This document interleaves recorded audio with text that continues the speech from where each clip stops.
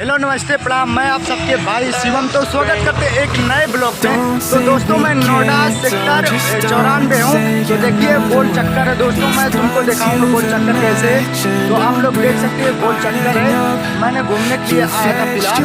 तो आप सभी को एक मेरा यूट्यूबर भाई है, वो उनको मेरा यूट्यूब चैनल कैसे आप सभी को दिखाऊंगा कैसे, मतलब बहुत ज़्यादा फ्लोवर्स है, काफ़ी लोग पसंद कर रहे हैं, आप लोग पहचानते होंगे। तो जरूर आप लोग देख सकते हैं, ये है अपना परिचय देंगे। तो बोलिए मेरे भाई। चेतन रमन कुमार टेम्स नाम से मेरा यूट्यूब चैनल, लाइक और शेयर सब्सक्राइब जरूर करें भाई, कमेंट भी मारें। तो देखिए दोस्तों ये अपना यूट्यूब चैनल खोल के दिखा। देखिए दोस्तों ये इनका चैनल है, आपको ना दिखा होगा तो फिर भी ये बोल रहे हैं अपना नाम बोलिए। चेतन रमन कुमार के नाम से है।